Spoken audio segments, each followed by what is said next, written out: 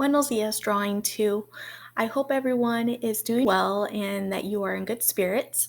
I know it tends to be a little challenging right now during this time where we have to stay put, but we are doing this in solidarity to keep each other safe and healthy so this can hopefully blow over fairly quickly. But I know it's hard to also stay sane in this kind of setting. I am keeping in mind that the drawing lessons that I have for you are easy ish.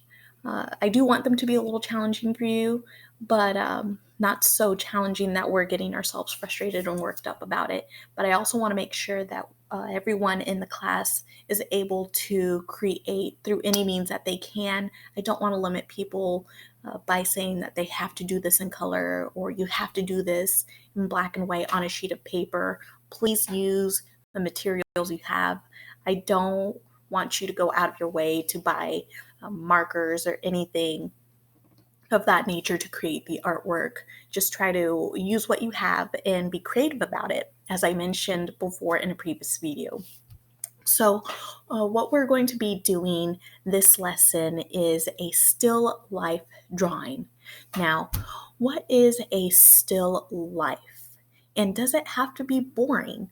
I know a lot of the times when I started off doing still lifes, they were fairly boring and fairly not interesting to me at all. But you can make them interesting in a way that appeals to yourself. It makes you excited to draw about it. So that is what we're going to be reviewing today. As we look at the screen here, and we are going to be focusing on still life drawing, we're going to be looking at and thinking about composition. What is composition, you say? It is the way that you draw and situate your objects on your paper. A composition that we'll be keeping in mind today are the angles in which we are looking at our objects, the lighting. Right now, for me, this setting is natural lighting. I am using the natural light coming from the window to create this video. I don't have any other lights on in the house. Oh, you can also consider fluorescent lighting depending on what you have in your house. In some of my rooms, I have this yellowish kind of annoying dim lighting that I create some of my artwork in. There is also candle lighting if you really are into these dramatic sort of lights and shadows, or you can just use your phone or the lights in your home. You don't have to get all fancy about it, but those are kind of things you want to think about as you are going about to set up your own still life. When we create our still life, I do also highly suggest that you photograph your still life. We are not quite at the part where we create a still life from actual life, where we sit there and draw what we see as we see it, but you can take a picture. That way, if anyone comes up and takes something from your still life, you're not freaking out because you don't remember how it was situated exactly, how it was lit. I know that can be truly frustrating. So please, please take a picture and work from that. You can also play with the filters on your objects. You can even use your social media filters such as Snapchat, Instagram, Visco, or any computer filters. Anything that I use is either Photoshop, which I pay for, or if you're into free stuff, Pixlr is a great place to start if you want to do computer applications and filters on your photographs for any of your still life settings.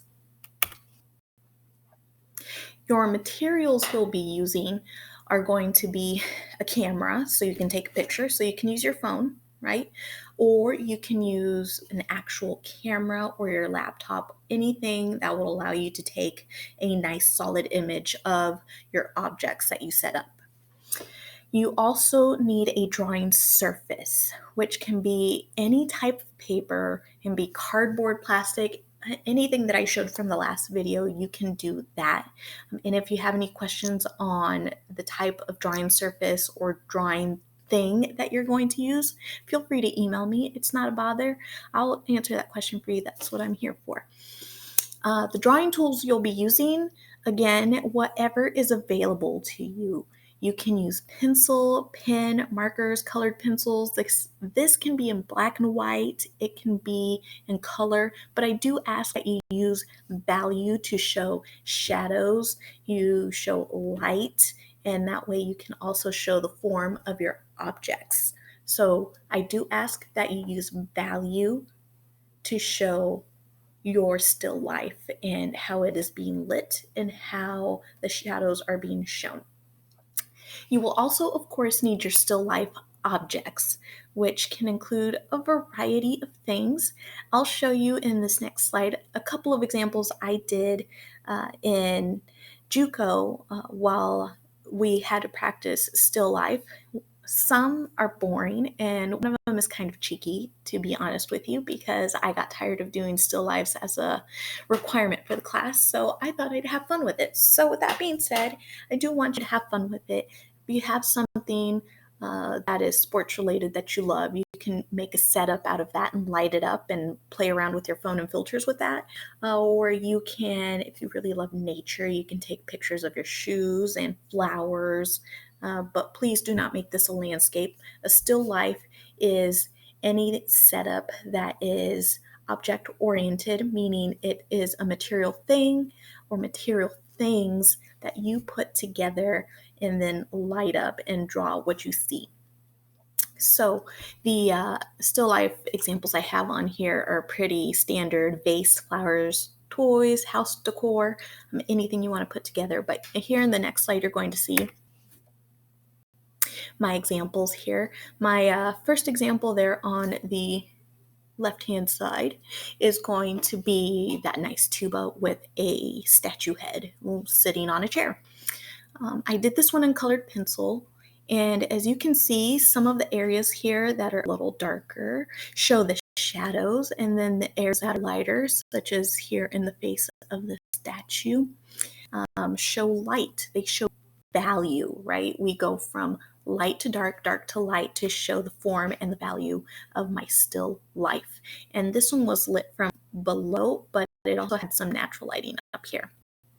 The next one here, I was tired of doing still lifes, to be honest with you, for college. So I went ahead and got a little cheeky with it and filled a jar with little fish pebbles and stuck Barbie in it.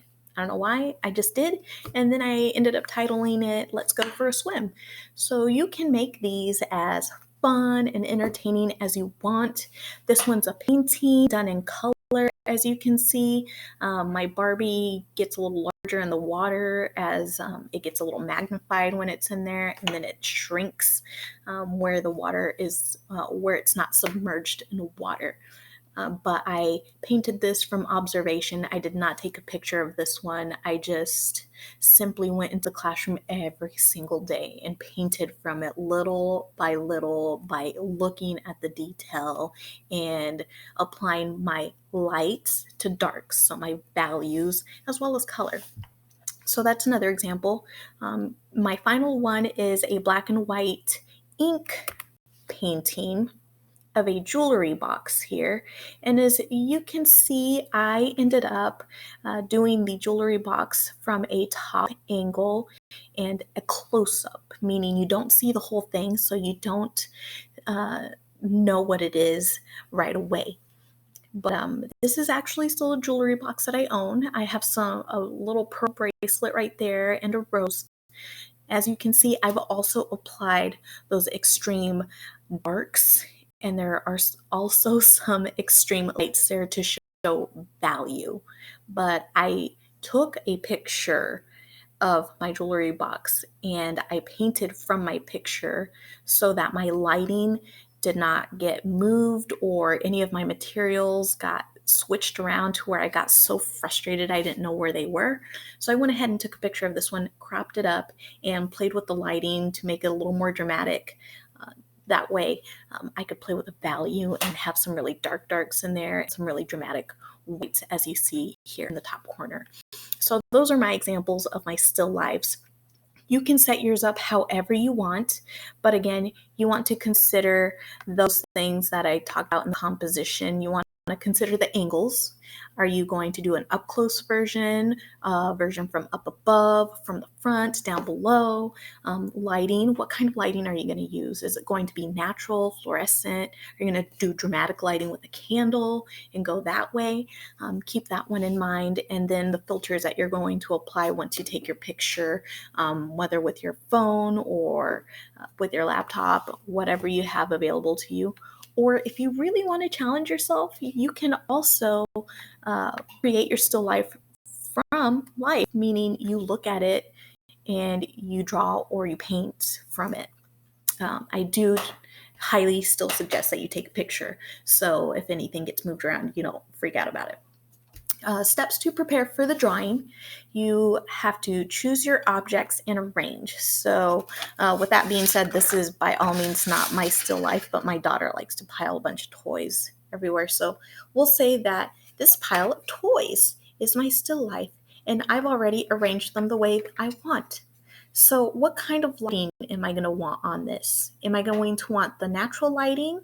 Notice that there are some dramatic highlights on this cup here with the natural lighting, and there's some darks in between the dish and the kind of castle mold.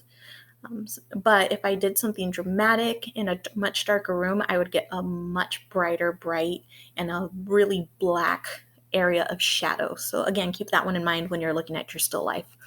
Take a picture at different angles. Again, are you going to look at it from up above or from, sorry, I'm trying to figure out where my camera is, from the side this way, or are you going to do an up close version of it so we don't know exactly what it is right offhand?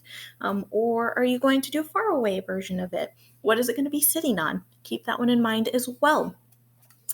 And choose the best picture that you take on your phone or camera, whatever you take it on. Choose the best, clearest picture. You will be using this to look at it to create your still life. And then finally, of course, for your final step, you'll be drawing your still life. You, again, can do this in color or black and white, but we are going to be showing value, meaning we are going to be using our darkest darks, which would be black, to our lightest lights, which would be white, and everything in between. So when you are creating this, keep in mind that you are still showing value by using black and white, using marker, whatever that case is. If you have any questions about that, please let me know. Let me see. And then I have my Google Classroom requirements. I'm not going to cover all of this. You may choose to do a Google Slides. I know a few of you turn those in as a Google Slide document or a regular Google Word document to turn in your assignments. I will be with you guys for the rest of the semester, so I'll be teaching your lessons as well as grading your assignments. So I look forward to seeing what you guys have. Those cartoon self-portraits were amazing. I thought they were really cool, and some of you seem to have a lot of fun with them. So again, I am trying to come up with things that are fairly easy for you guys to be able to come up with material-wise, but also I still want to challenge you a bit.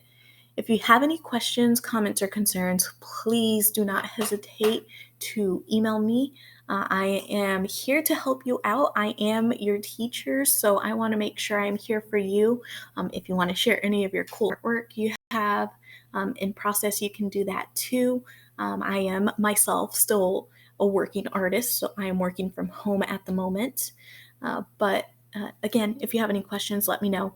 This assignment is due April 17th, so that gives you 2 weeks to complete this. Keep that in mind and pace yourself, right? Pace yourself as you're working on this. Other than that, I hope you guys are doing well, you're staying safe, and you're practicing those social distancing skills as difficult as they are. And I am wholeheartedly hoping that I finish this out by seeing you guys in person. I do miss being in the classroom, and I miss teaching art in person to people and to real faces rather than a computer. And I miss you guys as well. So stay safe, wash your hands, and take your vitamins. Yeah. Bye, guys. Have a great day.